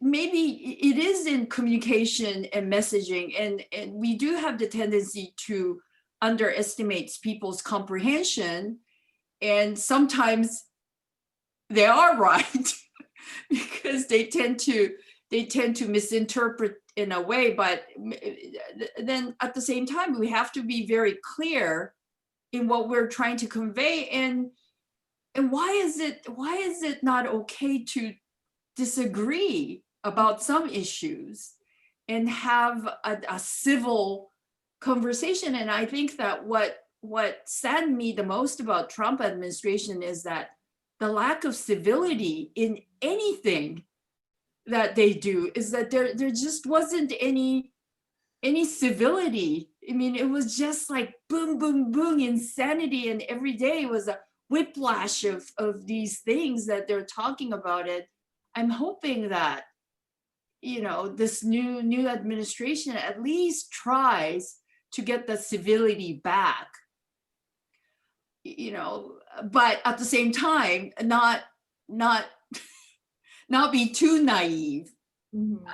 I felt maybe, you know, maybe there was a little bit of naivete in terms of bipartisanship. Maybe you have to be a little bit strategic and not necessarily evil, but, you know, I mean, maybe when you are 270 days from next election, you do push for Supreme Court justice.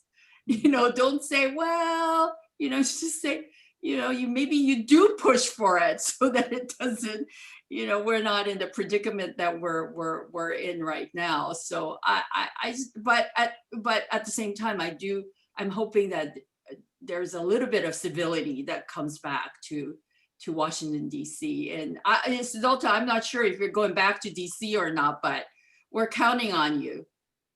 I am going back. I'll be back as soon as I can get back and it's safe for us to go back into the office. But I think another point is this new administration has their transition team working now, and they're looking for people and they're asking for names and they're reaching out to people. And I think we have to have better representation at the federal level.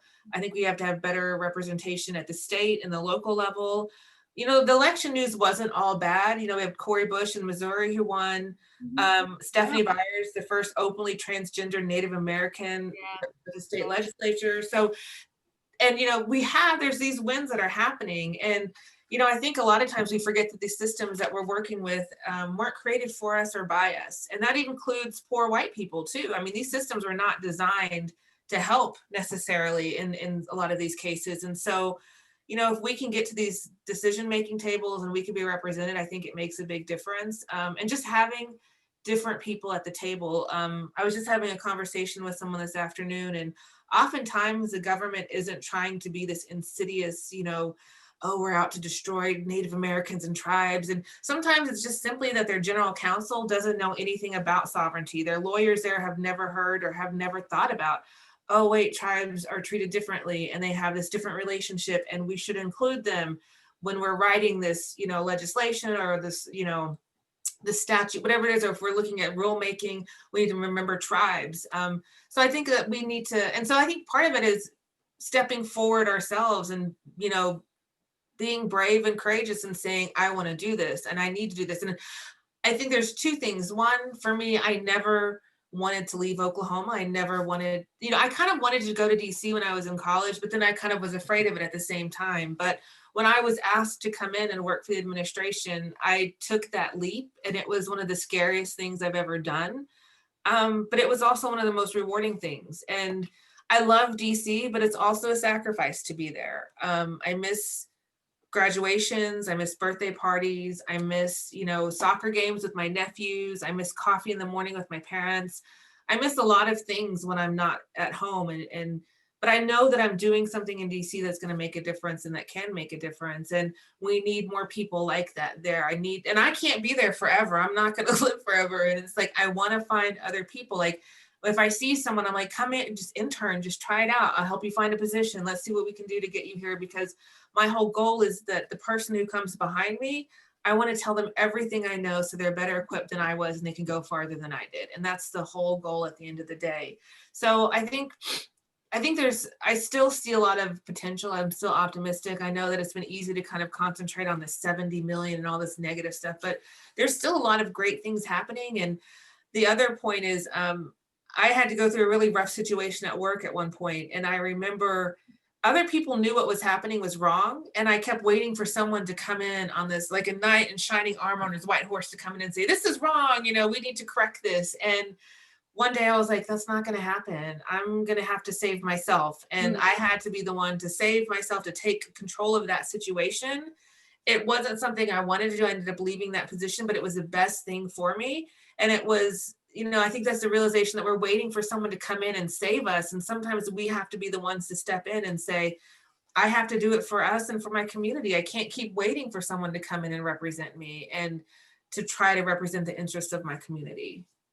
I wanted to echo that so much. I think that was the mistake I made when Obama was elected. I was like, we're good. He's a messiah. I'm out, you know, and I come back and go, what? He deported 2 million people? What? Like, he what? He drone striked what? Like, you know, and you have to, like, I describe democracy as like this chia pet that's always like on the brink of death, and you have to like just kind of make sure it's in the sun right and water and just prune it and care for it. It's not set it and forget it, right? It's not the infomercial project where you just so even with this, we definitely, I hope are clear that we can't just walk away from this and go tend to our lives of like looking ourselves in the mirror, right? We need to keep an eye on our politicians. And I can say this as an elected official, like, it is so useful, even in our we're an advisory committee, we make no money, we meet once a month, and we have had a lot of stakeholders show up for public comment. And it's really, if you think of it as theater, it's like, when those folks chime in against the developer or whatever,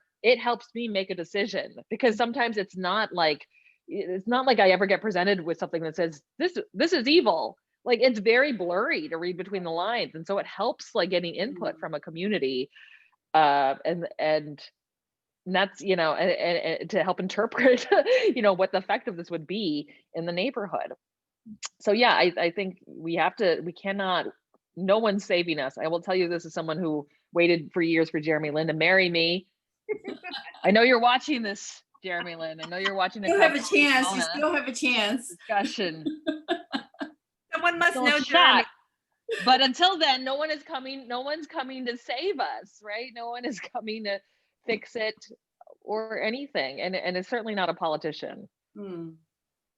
Yeah, we can rally behind them, and I mean, I say, like, if you don't like that person, vote for who you think will listen to you a little bit more, or who you think you can work with a little bit more, not necessarily like someone, you know, if that's how you're feeling about your choices, like that. As someone who's an elected in office, I think that's super important. Yeah, and I so appreciate the recommendation to take control and you save yourself, right? But with other people, you know, as a collective mass. I think one of the things that Julia's group has been doing this summer that I really appreciate, especially during the pandemic, is the Make Noise campaign, you know, and it's really kind of disrupting the narrative about Asian Americans because of all this anti-Asian hate and things like that, is just kind of taking control and reigning it, and knowing that no one's going to come in and speak up for us. And so I think her group started to have this campaign where, we're speaking for ourselves and make noise, don't stay quiet. And I think that's somewhat of Sedelta's point. And Sedelta, as you were speaking, I'm thinking no more Senate, Sedelta for president. Yes. I won't even run for tribal we politics. have time. Sedelta, I will work on your campaign. We have time.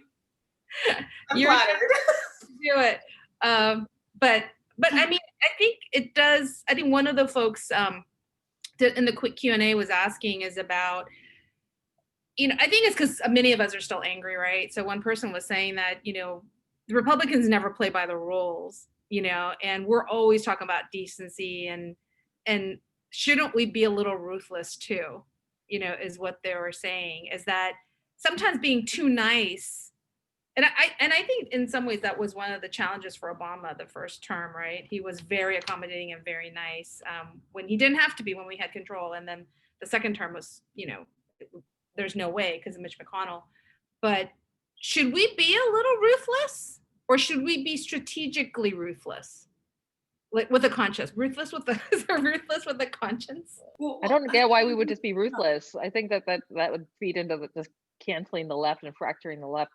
And I'm not saying that we need to like all mend as left. Like I think though, unfortunately, the way the mediums are set up is we don't have time to deliver. I mean, we do, but will the other side read it? But to deliver like really nuanced messaging that doesn't just sound like you're canceled. And I'm struggling with how to do that as someone who used to sit back on my couch and cancel people all day long and ruin lives all day long from my couch, right? And now I think like this election has made really clear to me, like, I have to be a bridge.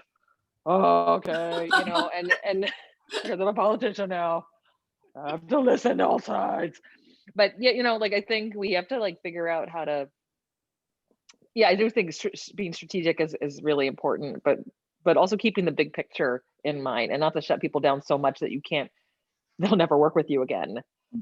Because there's a lot of that happens, and people have, feelings hurt. They don't want to come back. I struggle with that too. I mean, some days I'm like, just destroy them. And other days I'm like, no, it's a constant kind of back and forth conversation I have with myself. And even with my, friends and colleagues, we try to find, what is the best way. And I think there's a balance there that has to be struck. I think there's a way to do it. Even Michelle Obama, she was famously quoted, when they go low, we go high. And people kept saying that. And then she even had to clarify, I don't mean like, and she kind of had to like lay out this last time at the DNC what she meant by that. Yeah. Mm-hmm. People were, trying to turn the other cheek, and there's a time for that, but there's a certain time when that's not what I meant by that. And I kind of got tired of hearing that because it felt like that was our go-to, like we have to, but there is a way that you can kind of fight that strategically without going so low and being so ruthless. But yeah, there's a balance. I don't know where it's at. I don't know if I'm the best one to find that balance, because depending on the day of the week and if I've had coffee, I could be really great or I could be horrible and just go with the destroy everyone and everything. Yeah, I like there's some things to destroy, like destroy the Proud Boys, destroy white supremacy. But it's sometimes someone is white supremacy adjacent, and they're also on the left and like, there's like collateral damage that happens and stuff. Yeah, I feel like we need to get into good trouble. I really love that idea of getting into good trouble. Okay, well, our time is quickly coming to a close. Some of the folks on the East Coast had to leave and they said good night and thank you, and they're going to watch the rest of Facebook.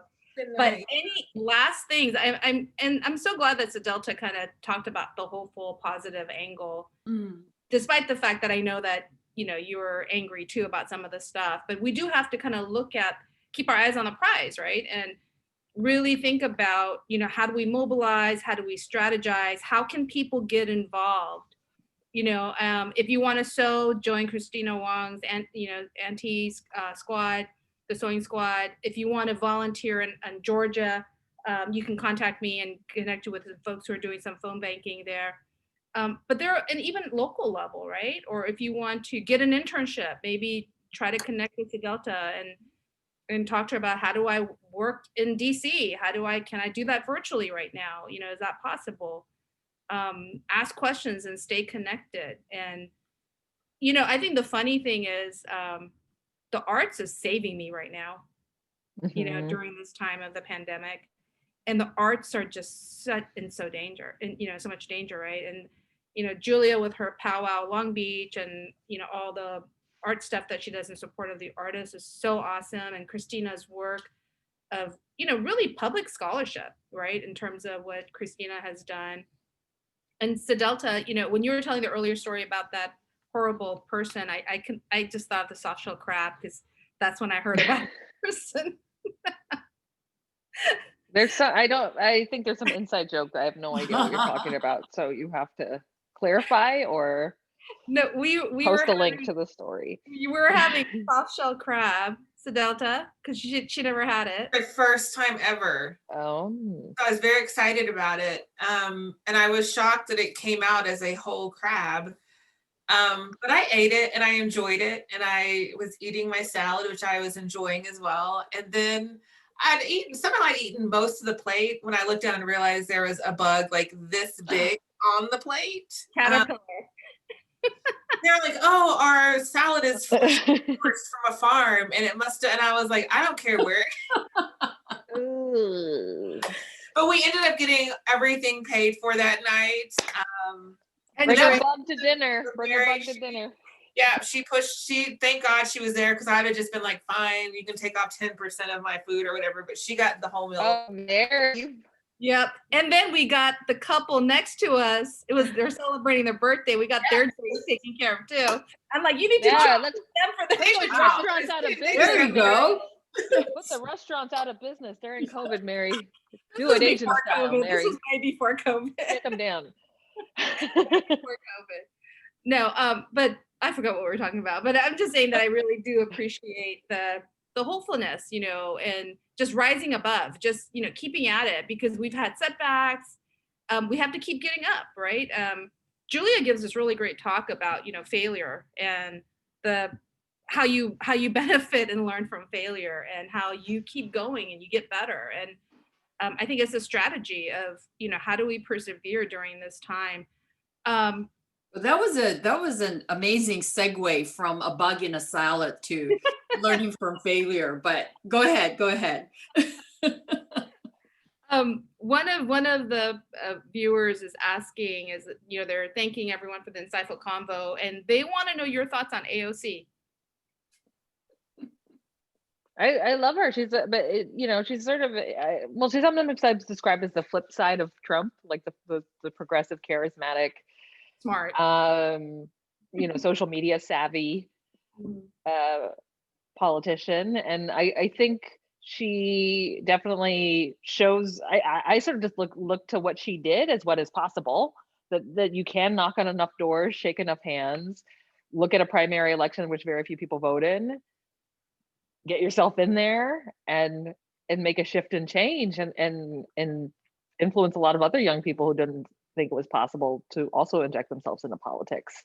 But I again, you know, I'm always cautious about having, like, she's definitely a hero, but I'm like, you know, don't just go, okay, you got it, bye. Like, you have to, you still got to keep an eye on folks, and you have to be part of this movement.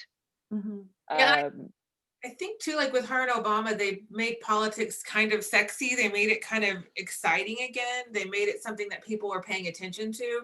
The reason I went into political science was because I was in undergrad, and my professor in my, you know, government 101 class was sitting there talking to us. He goes, you guys are getting screwed and you don't even know it. Except he didn't say screwed, he used a different word.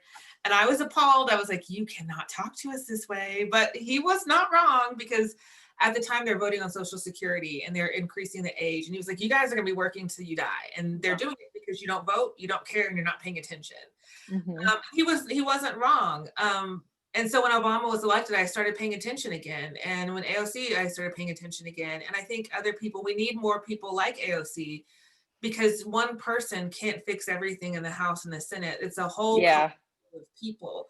And I think Yeah. that was with Obama, is everyone was mad at him at different points, but it was like, he can only do so much. He doesn't pass the budget. He can propose one.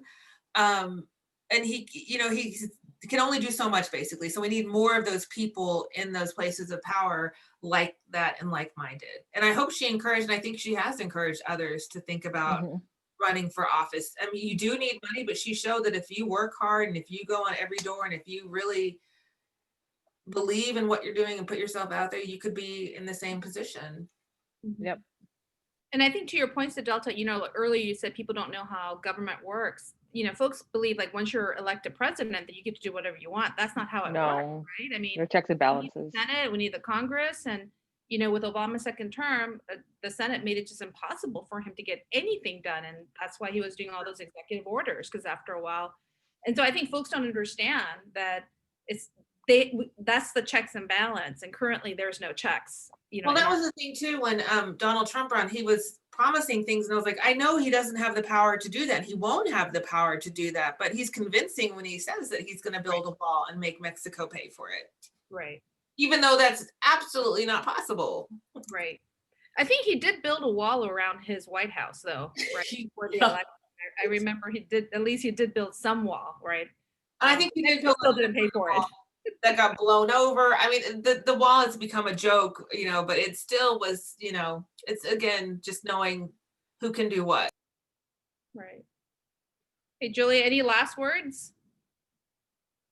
Well, you know, people like Sedelta and Kristina gives me hope, right? Ah, I mean, it's and Kelly too, is that like talking to you guys give me really, I mean, it's like, you know, we still got it. This country still got it, you know. So it's just, I'm hopeful. Faye, any last words? Well, my last words would, of course, be a big thank you to our participants for taking time out of their schedules and from their different jobs and work to spend this time with us. And I just, I think that my takeaway is to definitely think harder about the way I'm being triggered and manipulated around issues that maybe don't relate that much to policy and are really culture war issues. And when it comes to government, we need to be focusing on policy. Yeah, and as Kristina pointed out, check out her show. I just posted that I will be hosting 20 people. So, you know, please check out that show and stay involved, be involved. If you didn't have the time or the energy, because it is a pandemic and we know that folks are having a lot of difficult times. And in California, we also had the fire. You know, it's just been a crazy last several months. But I think as everyone is saying is that it's not over. We still have to stay in, but do take care of yourself. I think it's really important to, you know, make sure you're mindful of your capacity and your bandwidth and rely on each other. And, you know, some of us have certain dispositions. I don't know how Kristina does it. You know, her disposition to kind of do all this and galvanize people, I think is incredible. And it inspires me to like, oh my gosh. So I think like so many of us, I'm disabled, so I have a lot of disability issues, but I can at least send money, you know. So I'm like, okay, I can send money. I don't make a lot of money, but I'll send money. But I think we can do things, right? And I think we can find a way. And I hope that you will take this opportunity and inspiration of these really incredible women to know that you are not invisible, right? That you are seen, and that we just have to make sure our voices are heard because we need to be there. So. Thank you so much, everyone. It was awesome. thank you. Thank you So much. Stay safe. Wear a mask. Yeah, wear a mask. Vanessa has a question. Oh, to okay. Answer. Okay. When is this going to be on Facebook? Oh, okay, Vanessa, I'm going to, as soon as we get this recorded, we'll probably try to do it tonight. It'll be on the Wegland Facebook. And then I'll also share it to a lot of other places too. Yeah. Great. Thanks, everybody. Thank you. Thanks, Mary. Thank you. Bye-bye. Stay Expect safe. a form from Kelly, if you didn't already. Okay, Kelly,